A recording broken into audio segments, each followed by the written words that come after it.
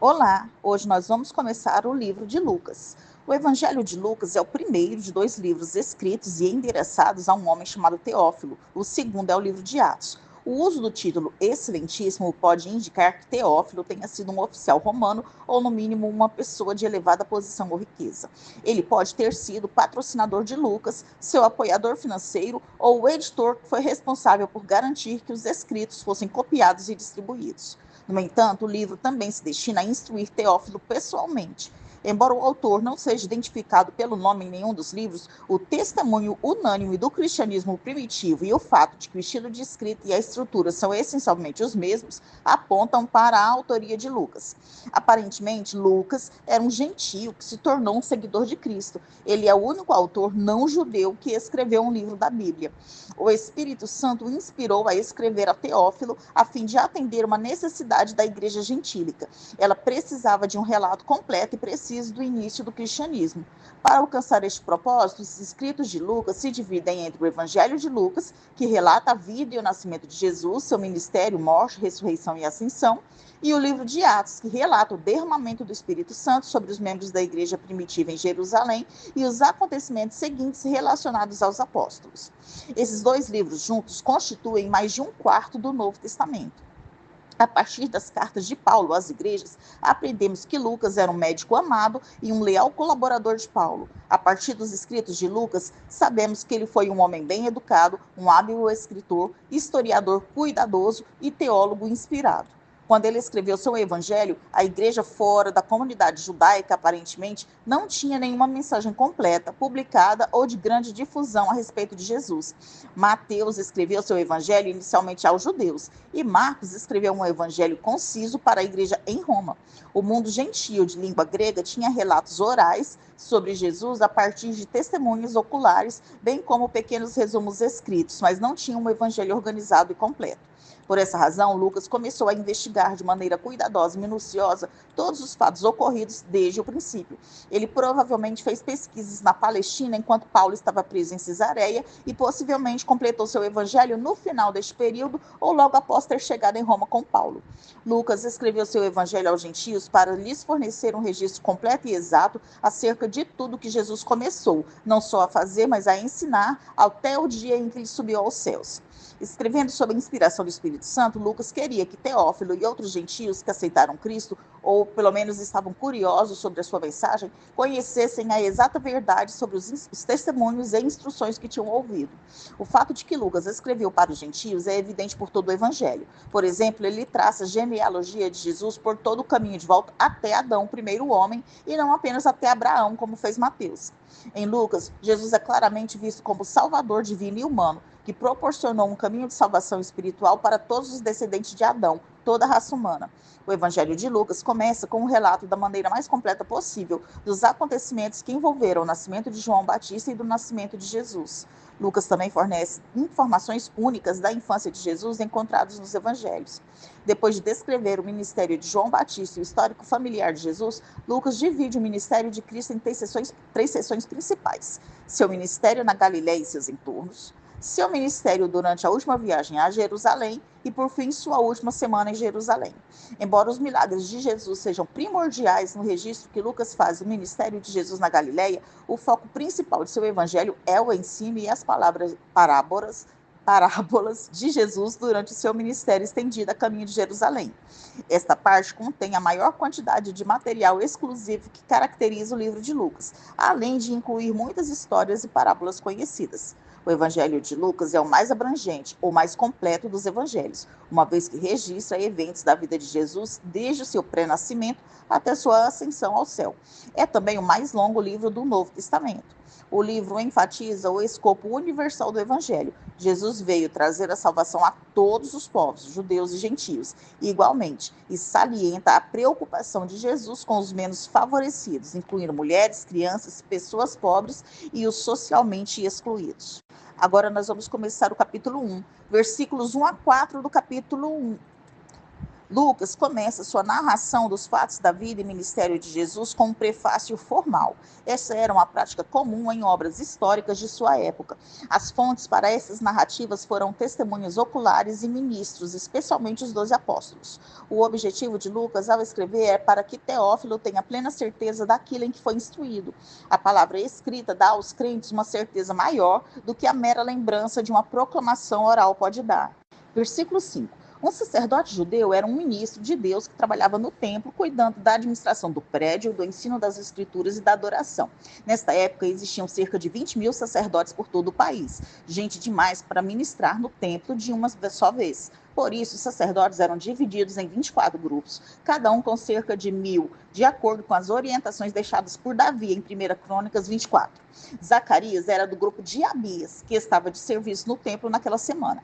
Toda manhã, um sacerdote deveria entrar no lugar santo e queimar incenso. Eram lançadas sortes para decidir quem entraria no santuário, onde a sorte caiu sobre Zacarias. Tanto Isabel quanto Zacarias eram de famílias sacerdotais. Versículos 6 e 7. Isabel e Zacarias viviam em obediência constante aos mandamentos e preceitos de Deus. Eles eram pessoas piedosas e íntegras e devia ser para eles uma séria decepção não terem filhos, pois os filhos eram considerados recompensa de Deus pelo serviço fiel. Versículos 8 a 10. Devido ao grande número de sacerdotes, a maioria jamais seria escolhida para essa tarefa e não era permitido servir nesse posto 2 vezes. Zacarias, sem dúvida, considerou isso como o momento supremo de uma vida de serviço sacerdotal. O incenso era mantido aceso permanentemente diante do véu que separava o santo lugar do Santo dos Santos. O sacerdote solitário oferecia o incenso a cada manhã e a cada noite, enquanto o restante dos sacerdotes e adoradores ficava do lado de fora do santo lugar em oração. Versículos 11 a 17. Zacarias deveria estar sozinho oferecendo sacrifício, e quando viu um anjo, ele temeu. O anjo o tranquilizou e disse que a oração de Zacarias tinha sido ouvida.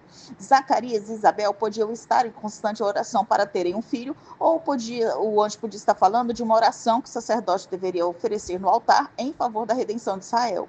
De qualquer forma, a oração foi ouvida e Deus atenderia, concedendo um filho que seria o precursor do Messias vindouro. As orientações sobre vinho e bebida forte indicam que João Batista era separado, como se estivesse debaixo de um vitalício voto de Nazireu. Usando as palavras de Malaquias 4, versículo 6, o anjo diz a Zacarias que seu filho seria um grande profeta, assim como Elias. Versículos 18 a 20. Zacarias teve dificuldade em crer que Deus cumpriria sua promessa de um filho, pois era velho assim como Isabel. Como punição por duvidar do pronunciamento do anjo, Zacarias ficaria mudo até o nascimento de João. Versículos 21 a 25. O povo que estava esperando Zacarias sair do templo ficou admirado, porque ele não saiu no tempo esperado. Como ele não podia falar, Zacarias não pôde pronunciar a tradicional bênção aarônica sobre o povo, que era a bênção de número 6, versículo 24 a 26. Eles entenderam que Zacarias tivera alguma visão, porque viram suas expressões faciais e os acenos entusiasmados que ele fazia com as mãos. Após o fim do período de seu serviço no templo, Zacarias voltou para casa e Isabel ficou grávida. Isabel se recolheu e por 5 meses se ocultou depois que milagrosamente concebeu. Alguns especulam que Isabel temia perder o bebê durante os primeiros meses de gravidez, mas provavelmente ela reconheceu que sua gravidez incomum chamaria atenção indesejada se fosse amplamente conhecida. Versículos 26 a 38. Lucas passa do anúncio do nascimento de João Batista ao anúncio do nascimento de Jesus. A poderosa obra de Deus na concepção e no ministério de João será sobrepujada pelo milagre ainda maior da concepção virginal e pela obra ainda maior de Cristo. Maria recebe a visita do anjo Gabriel quando Isabel já estava grávida de 6 meses. Maria era virgem, mas já estava comprometida com José. Eles ainda não viviam juntos, mas para quebrar esse relacionamento seria preciso um divórcio. Maria era agraciada porque o Senhor lhe concedeu sua imerecida graça, e não porque ela alcançara boa reputação. Maria é beneficiária e não dispensadora da graça divina. O milagre que faria Maria conceber e dar à luz um filho seria bem maior que o milagre que fez Isabel conceber em sua velhice, porque ao contrário de Isabel, Maria ainda era virgem. O anjo diz a Maria que ela geraria o filho do Altíssimo. Deus iria gerar a vida no ventre de Maria sem a ajuda de um pai humano. Em termos humanos, porém, a linhagem de Jesus seria traçada legitimamente através da família real de Davi, porque José, o pai adotivo de Jesus, era descendente de Davi. Isso fez de Jesus o herdeiro do trono de Davi, de acordo com a aliança de Deus. A santidade de Jesus deriva do fato de ter sido concebido pelo Espírito Santo. Embora fosse um genuíno ser humano, Jesus não herdou a natureza e a inclinação pecaminosa de Adão, como todos os outros seres humanos herdam. Maria estava numa posição extremamente embaraçosa e difícil. Noiva de José, ela enfrentava o estigma de ser mãe solteira. José, obviamente, sabia que aquela criança não era sua. Ela sabia que seria acusada de adultério, uma ofensa passível da punição do apedrejamento. Contudo, de modo voluntário e gracioso, ela submeteu-se à vontade de Deus. Versículos 39 a 45. Maria deve ter saído imediatamente. Isabel estava grávida já havia 6 meses. Ao ouvir a voz de Maria, João se moveu no ventre de Isabel, e o Espírito Santo capacitou Isabel a prestar homenagem a Jesus e à fé que Maria possuía. Versículos 46 a 56. Maria referiu-se a Deus como Salvador, indicando tanto que ela reconhecia a sua própria necessidade de um Salvador, como que ela conhecia o Deus verdadeiro como seu Salvador, ou seja, ela reconhecia que era pecadora. Ela expressou um reconhecimento humilde do engrandecimento e da santa natureza de Deus e sua graça sobre a sua serva voluntária. A qualidade de Maria, que brilha mais claramente ao longo dessa passagem, é um profundo senso de humildade. Maria fala da justiça de Deus, pois Deus é contra os soberbos, os poderosos e os ricos que se imaginam autossuficientes. Por outro lado, ele defende a causa dos humildes e dos famintos, pois eles reconhecem sua necessidade de Deus. Maria visitou Isabel pouco depois de saber que ela estava no 6º mês de sua gravidez e ficou com ela quase 3 meses. Maria pode ter voltado para Nazaré pouco antes ou pouco depois do nascimento do filho de Isabel, João. Em razão de seu vínculo espiritual e do grande papel que seus filhos teriam no plano de Deus, parece provável que Maria ficou para o nascimento de João. Versículos 57 a 66. Uma vez que Isabel se ocultou nos primeiros meses de sua gravidez, é possível que muitos de seus vizinhos e parentes tenham ficado sabendo da grande misericórdia de Deus para com ela no tempo do nascimento de João, ou pouco antes. O nascimento de um filho era visto como um favor da parte de Deus no Antigo Testamento. O nome de um filho era dado normalmente por ocasião de seu nascimento. Talvez a demora fosse causada pela incapacidade de Zacarias de falar no nascimento de João. Por estar escrevendo para um público gentio, não familiarizado com os rituais judaicos, Lucas explicou que a lei mosaica exigia que os pais circuncidassem os meninos ao 8º dia. Era costume dar a um menino o nome de seu pai, neste caso Zacarias, ou de seu avô. Isabel aparentemente já sabia, por escrito de Zacarias, que Deus queria que eles dessem o nome de João ao bebê. O fato dos vizinhos e parentes perguntarem por acenos a Zacarias, em vez de falarem, pode sugerir que, além de mudo, ele também estava temporariamente surdo. A tabuinha de escrever era um pequeno quadro de madeira coberto com cera e era usado um estilete de madeira para gravar palavras na cera. O fato de Zacarias poder falar novamente cumpriu a predição do anjo Gabriel. Temor sobreveio a todos os vizinhos de Zacarias e Isabel, porque eles repentinamente perceberam que Deus estava agindo entre eles. Versículos 67 a 80. Quando a sua capacidade de falar foi restaurada, as primeiras palavras que saíram da boca de Zacarias foram um louvor de ação de graças a Deus. Uma vez que tanto Zacarias quanto Isabel eram levitas, aquele que suscitou plena e poderosa salvação na casa de Davi não poderia ser João, mas era uma referência a alguém maior que ele. Jesus era da casa de Davi. O nascimento de João Batista, o precursor, e o de Jesus, o Messias, marcaram o início da etapa final do plano de Deus de salvação para o seu povo. Essa salvação requeriria o pagamento de um resgate na cruz por Jesus. Os ministérios de João Batista e Jesus cumpriram a aliança de Deus com Davi e o juramento de Deus a Abraão. João seria o profeta do Altíssimo que iria adiante de Jesus, o Filho do Altíssimo. O conhecimento trazido por João Batista preparou o caminho para a vinda de Jesus, um conhecimento profundamente experiencial, resultando em uma mudança fundamental do coração e do comportamento. Agora nós vamos estudar o capítulo 2, versículos 1 a 7 do capítulo 2. O censo foi feito para fins de tributação e serviço militar. As pessoas iam até seus lugares de origem para alistar-se. Era mais fácil alistar famílias. José então foi se registrar em Belém e levou junto sua então esposa Maria, que estava grávida em estado avançado. A viagem de Nazaré a Belém devia levar 3 dias e percorria aproximadamente 145 quilômetros. Ao chegarem a Belém, não puderam encontrar uma estalagem para ficar.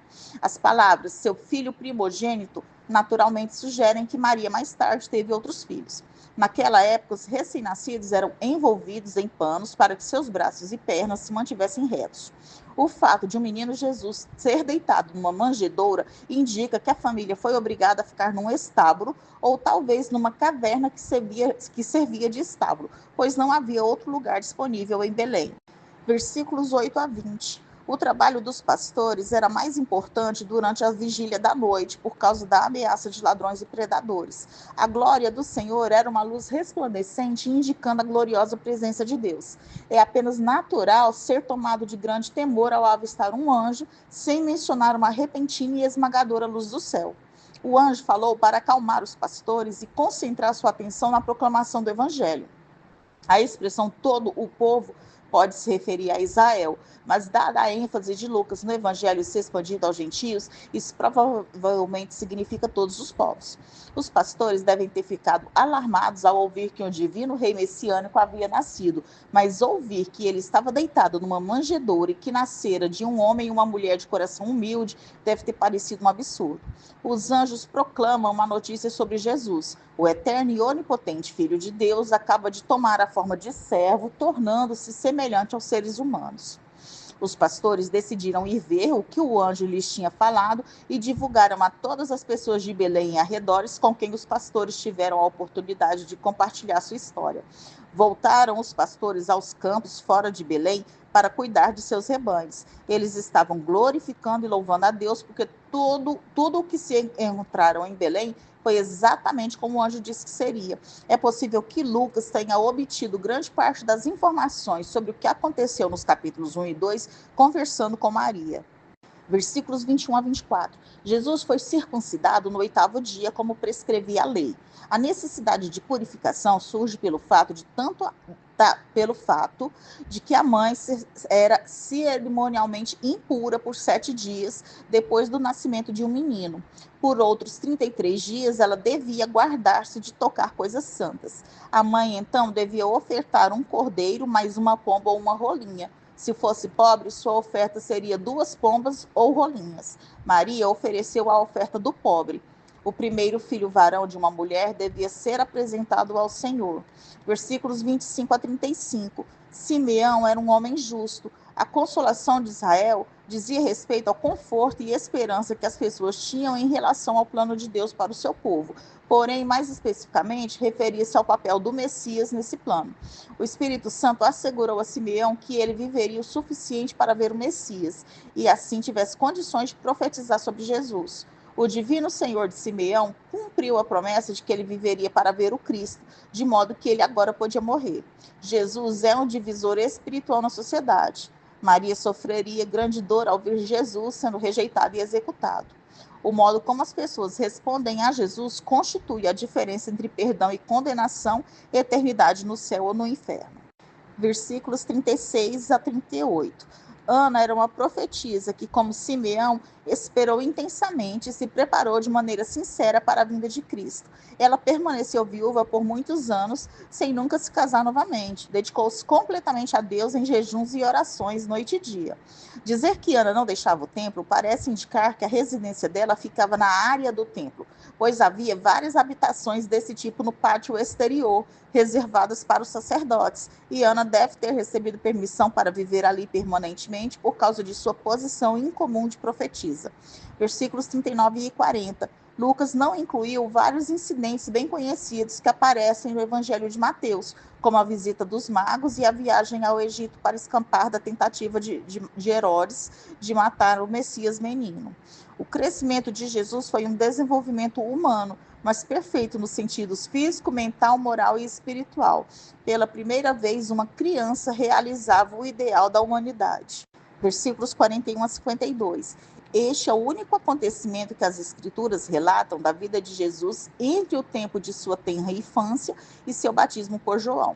Os homens judeus e suas famílias deviam fazer uma peregrinação a Jerusalém para as festas anuais da Páscoa, de Pentecostes e Tabernáculos. A cerimônia do Bar Mitzvah, aos 13 anos de idade, marcava o tempo em que um judeu era reconhecido como homem. Uma vez que Jesus estava com 12 anos de idade, essa foi sua última Páscoa antes da idade adulta. José e Maria andaram caminho de um dia antes de se preocupar com Jesus, pois pensaram que ele estava com um grupo de viagem. Definitivamente não era característico de Jesus deixar de obedecer os seus pais em todos os aspectos. 3 dias incluíam um dia viajando de Jerusalém, outro dia voltando e o terceiro procurando Jesus na cidade. Os doutores eram rabinos e estudiosos da lei mosaica. Era altamente incomum um menino ser recebido por um grupo de rabinos, quanto mais surpreendê-los com a brilhante inteligência das Escrituras. José e Maria não compreenderam que Jesus estava falando de seu Pai Celestial ao dizer que estava na casa de seu Pai, ou seja, o templo. Jesus também tinha de obedecer seu Pai Celestial, mesmo quando tal obediência envolvesse dar menos prioridade às preocupações de seus pais terrenos. A expressão guardava no coração todas essas coisas parece sugerir que a própria Maria foi a fonte de Lucas para a maior parte do material exclusivo nos capítulos 1 e 2. Durante os anos em que viveu em sujeição a José e Maria, Jesus cresceu continuamente em sabedoria, estatura e graça para com Deus e os homens. A sabedoria de Jesus já era notável quando ele ainda era menino, e os rabinos ficaram admirados com sua inteligência aos 12 anos. O progresso de Jesus deve ter sido espantoso no tempo em que ele começou seu ministério. Agora nós vamos começar do capítulo 3, versículos 1 a 3 do capítulo 3. A precisão de Lucas ao citar os nomes de 5 oficiais romanos com seus títulos específicos mostra seu interesse pelo minucioso rigor histórico. Sua precisão também é confirmada pelos registros históricos de fora da Bíblia. Tecnicamente, o sumo sacerdócio de Anás terminou por volta de 18 d.C. No entanto, ele continuou a usar o título de sumo sacerdote e a exercer considerável influência, enquanto seu genro Caifás era sumo sacerdote durante a maior parte do período, até 37 d.C. João Batista viveu no deserto da Judéia por vários anos antes desse período e depois se mudou alguns quilômetros a nordeste, ao redor do Rio Jordão, provavelmente não muito ao norte do Mar Morto. João pregava o arrependimento para o perdão dos pecados, sendo o batismo com água o sinal exterior de purificação interior. Versículos 4 a 6. A citação de Isaías 40, versículos 3 a 5, mostra que João era o precursor do Messias. A linguagem apocalíptica descreve simbolicamente a terra sendo aplanada e todas as veredas sendo endireitadas diante do Cristo vindouro. Um monarca que viajasse por regiões despovoadas teria uma equipe de homens ao seu dispor, seguindo adiante dele para garantir que o caminho estivesse livre de entulho, obstruções, buracos grandes e outros ricos que pudessem dificultar a viagem. No sentido espiritual, João estava conclamando o povo de Deus a preparar o coração para a chegada de seu Messias. Versículos 7 a 9. Alguns dentre a multidão que se ajuntava para ouvir João e ser batizada não eram sinceros. João os chamou de cobras venenosas e os advertiu a mudar de atitude e fugir da ira que estava por vir, um juízo baseado na ira justa de Deus. Os frutos do arrependimento ou a falta deles comprovam se uma pessoa realmente se arrependeu ou não.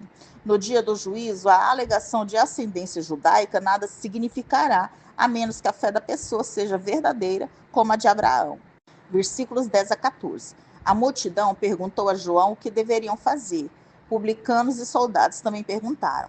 Ao povo em geral, João respondeu para ser compassivo e caridoso. Aos publicanos e soldados, a mensagem era de serem honestos no exercício das suas funções e evitar as tentações morais da sua profissão. Versículos 15 a 17. João sabia que o povo ficava imaginando se ele não seria o tão esperado Cristo. Ele respondeu que não há comparação possível entre ele batizando com água e o Messias batizando com o Espírito Santo e o fogo do juízo. A pá era usada para jogar a palha e os grãos para o alto a fim de separá-los. A palha simboliza os incrédulos, é a casca inútil que cobre o trigo, que representa os crentes. Então a palha é separada na colheita e então queimada.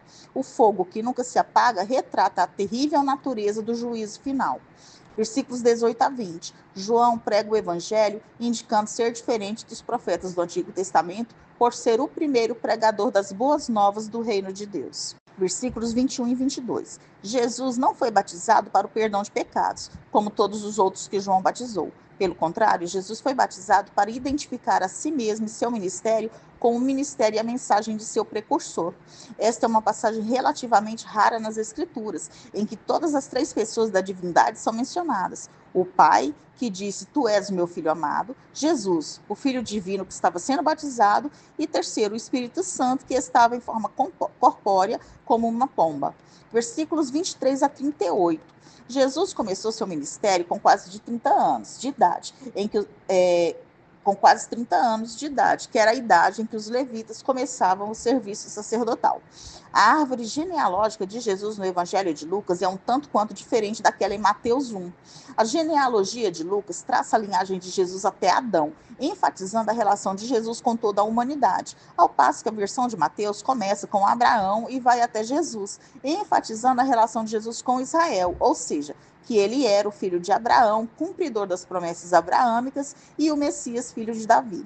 Em Lucas, a árvore familiar segue por Natã, um filho mais novo de Davi, enquanto em Mateus ela segue por Salomão, herdeiro do trono de Israel depois de Davi. Uma vez que Lucas 1 e 2 narram os eventos do ponto de vista de Maria, a linhagem do livro de Lucas segue a linhagem natural de Jesus através de Maria.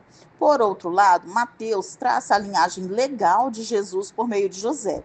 Isso demonstra seu direito ao trono de Davi por meio de José, seu pai adotivo. Embora diverjam em seus princípios organizativos, ambas as genealogias enfatizam que Jesus era o filho de Davi. Nós terminamos aqui o estudo dos capítulos 1 a 3 do livro de Lucas.